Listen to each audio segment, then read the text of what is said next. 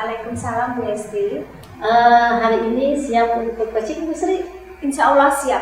Ya, baik. Sebelum coaching, tapi ada beberapa ingin yang saya sampaikan dulu. Kita diskusikan dulu nih Bu, mengenai rubrik penilaiannya ya. Jadi nanti saya akan menilai coaching dari Bu Sri itu menggunakan rubrik penilaian. Nah, isinya terdiri dari nanti bagaimana saya akan melihat bagaimana Bu Sri menggunakan Alvirta, kemudian bagaimana Bu Sri menggunakan pertajam berbobot, dan bagaimana respon dari coach terhadap pertanyaan yang diajukan oleh coach Bu Sri. Ya, siap. Ya, baik. Sebelumnya saya ingin mengajukan beberapa pertanyaan dulu ya Bu Sri, boleh? Silakan Bu Esti. Oke, baik. Yang pertama, kompetensi apa yang ingin Bu Sri kembangkan dari coaching ini? Dari coaching yang akan saya lakukan nanti, saya berharap saya dapat mengembangkan potensi saya, yaitu kehadiran penuh. Kemudian yang kedua, mendengarkan dengan aktif.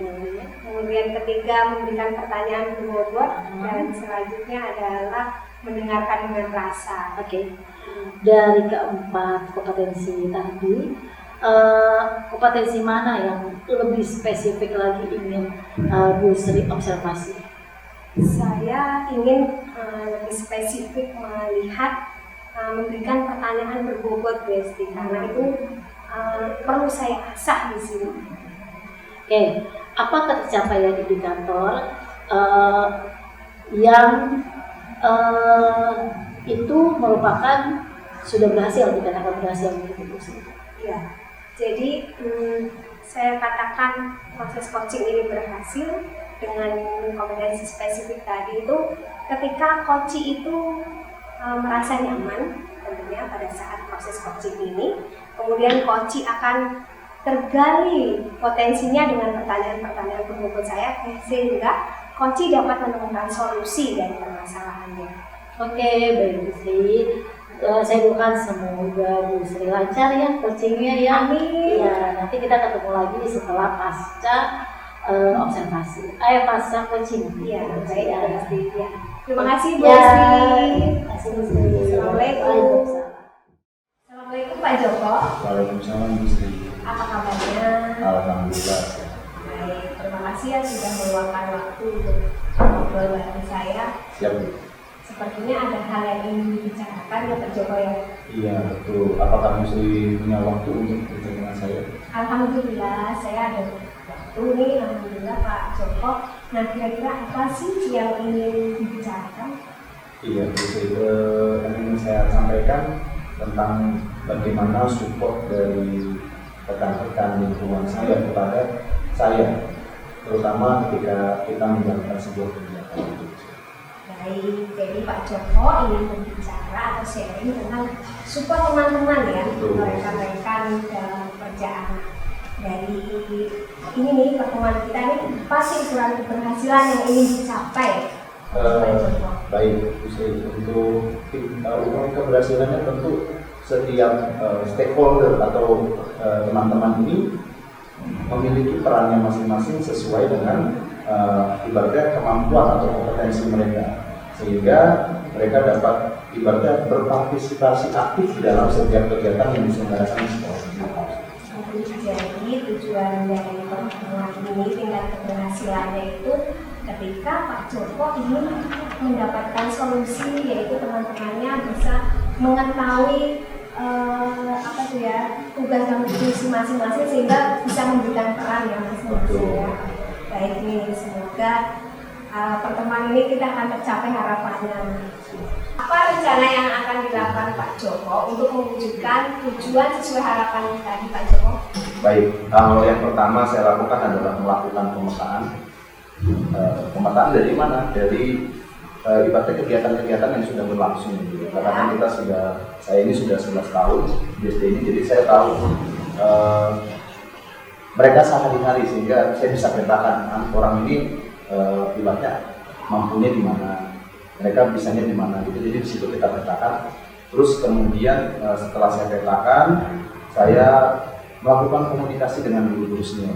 Jadi memintai saran pendapatnya, ibaratnya ngomongin, ibaratnya ngorangin orang yang senior sehingga mereka merasa anggap hadir, diadakan di ibaratnya itulah. Jadi setelah pemetaan, setelah berbicara dengan senior, konsultasi lah bahasanya begitu, saya ibaratnya menuju kepada kepala sekolah.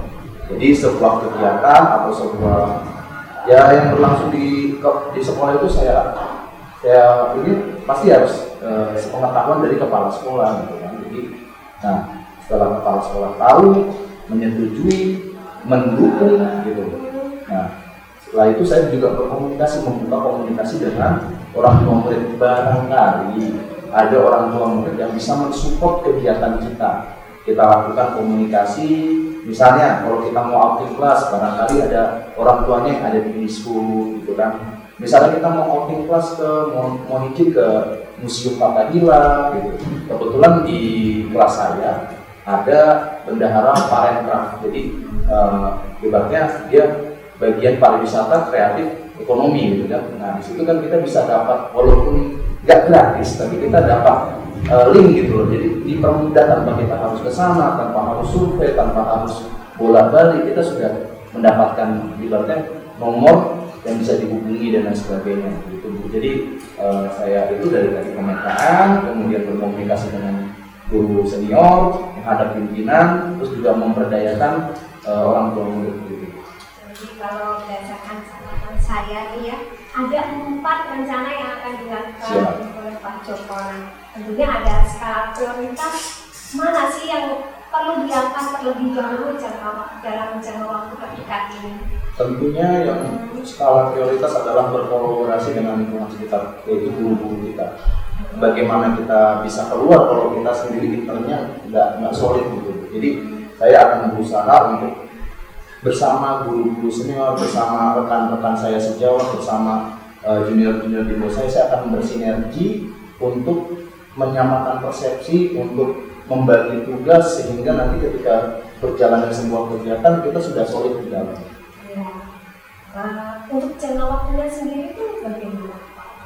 Ya, tentunya untuk jangka waktu kalau untuk kita berkolaborasi bisa lah secepatnya, tapi kan itu kembali ke individunya masing-masing ya, ibaratnya mereka mau menerima kita atau enggak, atau mungkin yang namanya orang kan bisa aja kegiatannya biasanya ternyata nggak suka sama kita, itu kan persepsi orang beda-beda. Ya kalau untuk berkolaborasi bisa secepatnya, ya mungkin beberapa bulan ke depan, 3 bulan kali ya, itu bisa terwujud gitu dengan pendekatan dengan kolaborasi yang sedemikian rupa. Jadi ada jangka waktu yang akan diberikan kepada Pak Joko sendiri adalah 3 bulan ya, karena tadi dari kira-kira permasalahannya gitu untuk merangkul. Betul. Ya, baik. Nah, apa sih ukuran keberhasilan dari rencana yang akan dilakukan oleh Pak Joko ini? Ukuran keberhasilannya tentunya setiap rekan-rekan saya atau panitia yang berperan aktif dalam sebuah kegiatan itu dapat memaksimalkan potensinya. Jadi benar-benar totalitas. Jadi tidak ada lagi ada sebuah kegiatan tapi ada guru-guru yang merugi.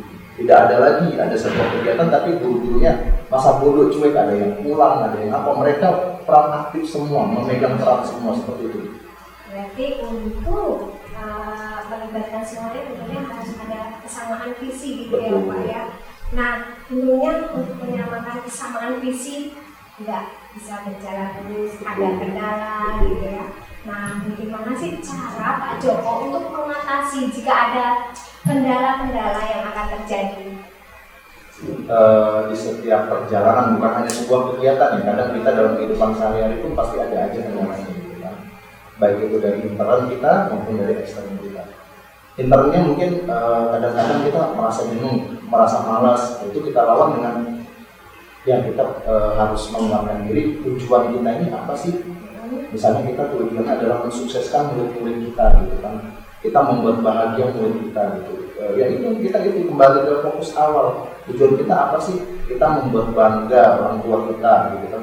Atau tujuan kita apa? Kembali ke tujuan dulu. Jadi ketika kita malas, ketika kita lagi jenuh, kita flashback lagi tujuan kita utamanya apa itu untuk memfokuskan kita. Terus yang kedua untuk membangun kolaborasi tentunya komunikasi aktif dengan guru, dengan pimpinan, dengan pihak eksternal baik itu orang tua maupun ya mungkin kalau di sekitar kita ada tentara gitu kan kita bisa berkolaborasi, ada polisi kita bisa berkolaborasi, ada pemadam kebakaran kita bisa berkolaborasi. Jadi itu Bu.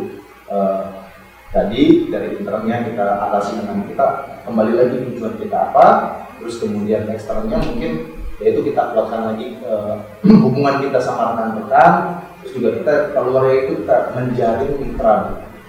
Baik, jadi hal yang akan dilakukan Pak Joko untuk mengantisipasi kendala adalah memberikan motivasi intrinsik ya. Betul. Kembali fokus kepada tujuan, kemudian yang kedua adalah melakukan komunikasi yang baik kepada semua pihak yang terlibat seperti itu.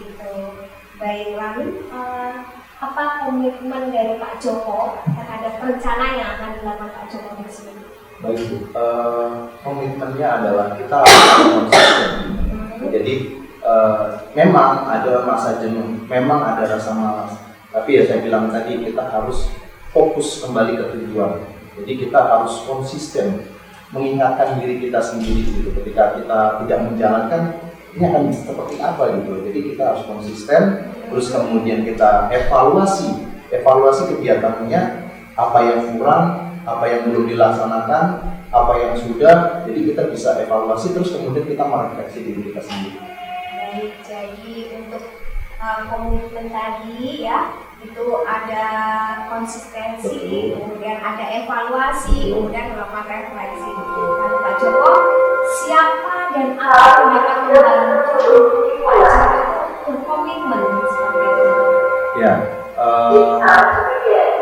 siapa yang dapat membantu dan apa yang dapat membantu? Tentunya kembali ke diri kita sendiri, kita harus memotivasi kita. Terus kemudian ada keluarga ibaratnya memberikan support gitu kan. Kadang-kadang kan yang namanya kita aktif di kegiatan kan tentu memakan waktu. Jadi kita kurang waktu kita bersama keluarga. Nah, keluarga harus memahami juga gitu. Nah, jadi memberikan support keluarga. Terus kemudian rekan-rekan juga sama. Rekan-rekan ya kita ibaratnya dengan harapan saya dapat saling bersinergi lah menuju yang lebih baik. Terus kemudian pimpinan memberikan dukungan penuh, tidak hanya sekedar ya silakan memberikan panggung tapi tidak benar-benar tulus gitu, tidak benar-benar disupport secara maksimal gitu. Kualitas gitu ya. Betul. Jadi ada keluarga, Betul. kemudian ada rekan-rekan dan pimpinan. Pak Joko, ini apa sih tindak lanjut dari sesi coaching ini nantinya? Oh baik, jadi tindak lanjutnya saya akan laksanakan apa yang saya rencanakan tadi. Terus kemudian setelah saya akan merefleksikan apa sih yang ada yang kurang dari diri saya, apa sih rencana yang kurang, yang belum berjalan gitu. Kemudian memperbaikinya, dan yang mungkin bila diberikan kesempatan untuk berkomunikasi dengan Bu Sri lagi, saya ingin bercerita dan sharing kepada Bu Sri. Baik Pak Joko, siap tunggu waktunya 3 bulan lagi ya. Siap. Kira-kira ya nanti kita ketemu lagi. Saya berharap rencana Pak Joko itu berjalan lancar, kemudian mendengarkan kabar baik, dan tentunya kita bisa sharing untuk masalah-masalah lainnya. Siap. Terima kasih Pak Joko sudah meluangkan waktu untuk mau sharing bersama saya. Siap. Semoga sehat selalu. Amin. Assalamualaikum. Waalaikumsalam warahmatullahi wabarakatuh. Assalamualaikum Bu Sri. Waalaikumsalam Bu Esti. Gimana tadi coachingnya? Alhamdulillah lega rasanya Bu Esti sudah melakukan coaching dengan coach tadi. Alhamdulillah, saya juga turut merasa senang nih Bu Sri. Nah, sekarang saya mau tanya dulu nih beberapa pertanyaan di pasca coaching ini ya. Apa yang menjadi indikator keberhasilan Bu Sri tadi dari coaching tadi? Ya, alhamdulillah coaching tadi berjalan dengan lancar. Kemudian saya merasakan kami itu melakukan sharing dengan nyaman gitu. Antara saya dengan coach itu merasa ada kemitraan, kemudian coach itu merasa tergali potensinya dengan pertanyaan-pertanyaan berbobot yang sudah saya ajukan, sehingga coach dapat menyelesaikan mencari solusi, karena pada proses coaching ini saya sudah berusaha menggunakan alur Tirta, Bu Esti. Wah, berarti sama nih dengan catatan saya Bu Sri, bahwa Bu Sri sudah melakukan coaching dengan baik, kemudian sudah terlihat kemitraannya, kemudian juga Bu Sri sudah menggunakan alur Tirta dan berusaha menggali solusi pertanyaan-pertanyaan untuk menyelesaikan solusi dari permasalahan yang dialami oleh coach tersebut. Nah, pertanyaan selanjutnya adalah kompetensi apa lagi nih yang ingin Bu Sri tingkatkan atau Bu Sri kembangkan? Jadi sepertinya proses coaching yang baik itu kan menggunakan alur Tirta ya guys. Jadi saya itu ingin mengasah kembali kemampuan coaching saya menggunakan alur Tirta begitu, sehingga saya dapat menerapkan coaching ini di sekolah saya, baik saya dengan siswa maupun dengan rekan sejawat seperti itu. Terima kasih banyak Bu Sri, semoga sukses kedepannya bisa ditingkatkan coachingnya. Amin, terima kasih Bu Esti. Ya, Assalamualaikum. Waalaikumsalam warahmatullahi wabarakatuh.